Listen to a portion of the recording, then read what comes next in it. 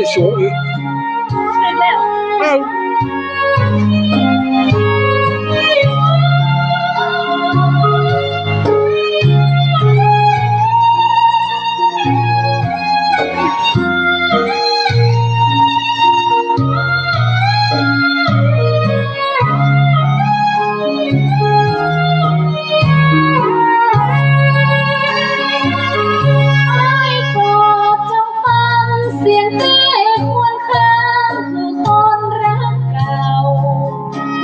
คงลืมน้องดีแล้วเล่าก่อนคือบ้านเอา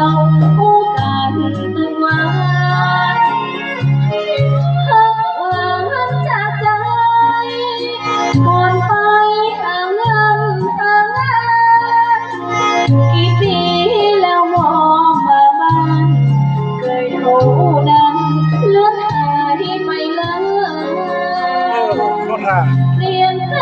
งเปลี่ยนลายอ้ายคงเคียงกายกับคนรักใหม่โทรเลยพี่นี้ทำได้สัญญาใจ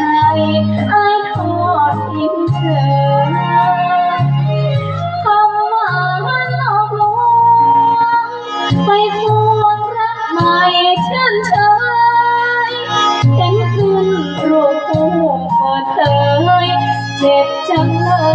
ยร้องไห้ทุกวันอะไรคนใจดำจูบน้องให้ตั้งตารอสุดท้ายก็ไปสานต่อทิ้งสาวจักซอให้สุขรำคาญมองดูต้องหน้าคิดแล้วก็มาเจอมันสัญญาที่เคยอยู่กันอ้ายทิ้งมันไม่ได้ใจ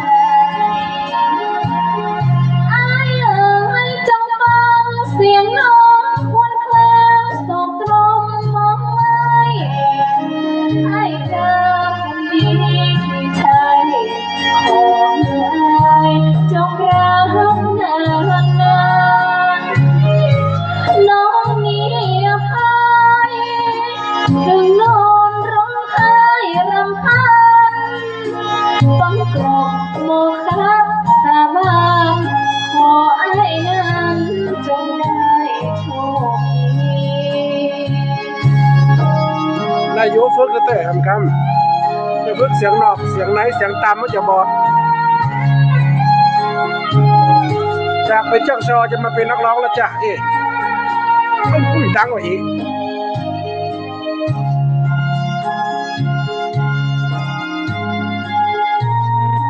เอาไปลอกเลยแบบพิการมีงานเอาไปลอกเลย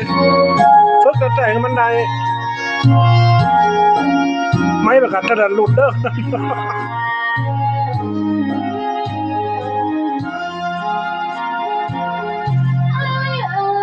จงฟังเสียงน้องควรคลางสบลมมองไม่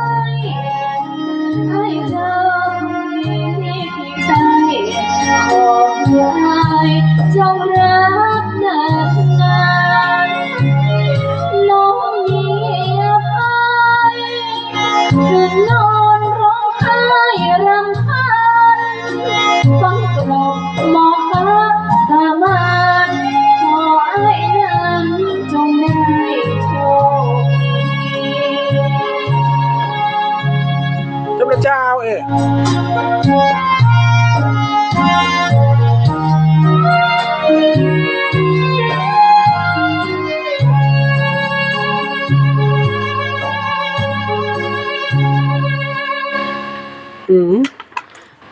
บ่ได้ตรง